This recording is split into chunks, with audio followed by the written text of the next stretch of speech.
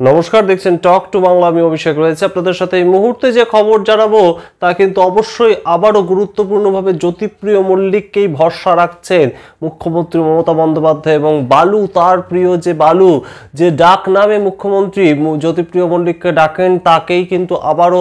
ভরসাযোগ্য মনে করছেন। সূত্রের খবর যে আগামী 10 তারিখ অর্থাৎ ফেব্রুয়ারি মাসের যে 10 তারিখ বৈঠক ডেকেছেন, সামগ্রিকভাবে বিধানসভায় বৈঠক ডেকেছেন মুখ্যমন্ত্রী সমস্ত বিধায়কদের নিয়ে তৃণমূল কংগ্রেসের পক্ষে। সেই বিধায়কদের বৈঠকে কিন্তু জ্যোতিপ্রিয় মল্লিক ডাক পেয়েছেন এবং সেই বিধায়কদের যে বৈঠক, সেখানে কিন্তু জ্যোতিপ্রিয় মল্লিক 14 মাস পরে কিন্তু তিনি দেখা করতে চলেছেন, মুখ্যমন্ত্রীর মুখোমুখি হতে চলেছেন এবং 14 মাস তিনি কিন্তু জেলবন্দি অবস্থায় ছিলেন। কয়েকদিন আগেই তিনি জেল থেকে ছাড়া পেয়েছিলেন এবং রেশন দুর্নীতি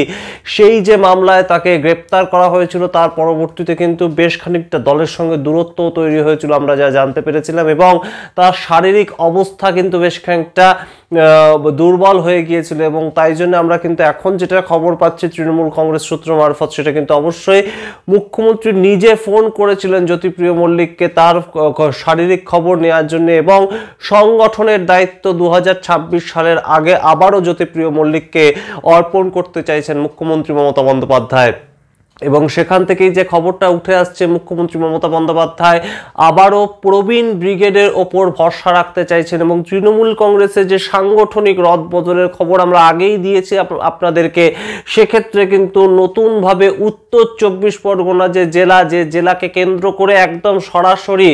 5টি কিন্তু লোকসভা আসন কয়েকদিন আগেই নির্বাচন হয়েছে এবং কয়েকদিন আগে যে নির্বাচন হয়েছে সেক্ষেত্রে কিন্তু জ্যোতিপ্রিয় মল্লিক তখন সেখানে উপস্থিত ছিলেন না, তিনি জেলবন্দি অবস্থায় ছিলেন এবং সেই ক্ষেত্রে তৃণমূল কংগ্রেসের যে ভোট পার্সেন্টেজ বেশ খানিকটা ক্ষতিগ্রস্ত হয়েছে যে উত্তর 24 পরগনা জেলাকে কেন্দ্র করে, সেটা কিন্তু বলাই বাহুল্য এবং সেই জায়গাটাই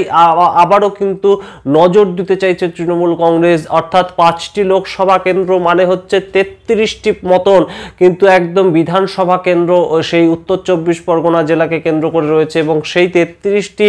উত্তর 24 পরগনার যে বিধানসভা কেন্দ্র, সেই ক্ষেত্রে কিন্তু সামগ্রিক তৃণমূল কংগ্রেসকে চাঙ্গা করা, সাংগঠনিকভাবে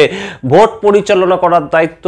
তৃণমূল কংগ্রেসের পক্ষ থেকে আবারও মুখ্যমন্ত্রী দিতে চাইছেন জ্যোতিপ্রিয় মল্লিককে, তার একদম বিশ্বস্ত কর্মী, তার বিশ্বস্ত সৈনিক বালুকে। অর্থাৎ এই মুহূর্তে কিন্তু জ্যোতিপ্রিয় মল্লিক তৃণমূল কংগ্রেসের অভ্যন্তরে আবারও নিজের জায়গা পেতে চলেছেন, তেমনই কিন্তু একটা খবর। এবং তার সঙ্গে যেটা খবর অত্যন্ত গুরুত্বপূর্ণভাবে, তিনি কিন্তু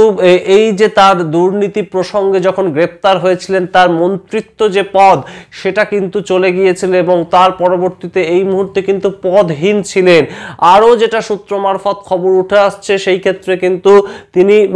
বিধানসভার অভ্যন্তরে কিন্তু তিনি যেমন একজন বিধায়ক হিসেবে প্রবেশ করতে চলেছেন সামনের বাজেট অধিবেশনে, ঠিক সে জায়গা থেকে কিন্তু পশ্চিমবঙ্গ সরকারের যে বিদ্যুৎ দপ্তরের যে স্ট্যান্ডিং কমিটি, তার একদম দায়িত্ব পেতে চলেছেন কিন্তু জ্যোতিপ্রিয় মল্লিক এবং তার সঙ্গে অচিরাচরিত শক্তি তার যে স্ট্যান্ডিং কমিটি, তারও কিন্তু দায়িত্ব গ্রহণ করতে পারেন জ্যোতিপ্রিয় মল্লিক, তেমনই কিন্তু একটা খবর সূত্রের। এবং সেই জায়গা থেকে কিন্তু আমরা অবশ্যই নজর রাখবো যে 2026কে কেন্দ্র করে জ্যোতিপ্রিয় মল্লিক তার যে পজিশনটা তৃণমূল কংগ্রেসের অভ্যন্তরে, সেটাকে তিনি কতটা অগ্রসর করে নিয়ে যেতে পারছেন। মুখ্যমন্ত্রী মমতা বন্দ্যোপাধ্যায় তাকে কি কি দায়িত্ব দেন, কোন কোন সাংগঠনিক কোন কোন সরকারি দায়িত্ব তার ওপর আবার অর্পণ করেন, কোনো দপ্তরের মন্ত্রিত্ব তার ঘাড়ে দেন কিনা, সেদিকেও আমরা নজর রাখবো। এবং অবশ্যই নজর রাখবো যে জ্যোতিপ্রিয় মল্লিকের ওপর যে সমস্ত কেসগুলো চলছে, সেটা নিয়ে পরবর্তীতে তাকে আর কোনোভাবে কোনো গ্রেপ্তারি করা হয় কিনা কিংবা কোনো জিজ্ঞাসাবাদের মুখোমুখি ফেলা হয় কিনা, সিজিও কমপ্লেক্স কিংবা অন্য কোনো জায়গায় তাকে আবারও ডাকা হয় কিনা, সেই সমস্ত দিকে আমাদের নজর থাকবে। কিন্তু এই মুহূর্তে সবচেয়ে বড় যেটা আপডেট, সেটা কিন্তু জ্যোতিপ্রিয় মল্লিক তাকে কিন্তু আবারও ভরসা করছেন মুখ্যমন্ত্রী মমতা বন্দ্যোপাধ্যায়, তেমনই কিন্তু একটা তৃণমূল কংগ্রেস সূত্র মারফত খবর। এবং 2026-এর আগে তার পুরনো সৈনিকদেরই কিন্তু ভরসা করতে চাইছেন তৃণমূল সুপ্রিমো মমতা বন্দ্যোপাধ্যায়। আপনারা দেখতে থাকুন টক টু বাংলা, বলবেন না টক টু বাংলা ইউটিউব চ্যানেলটিকে সাবস্ক্রাইব করতে। ধন্যবাদ।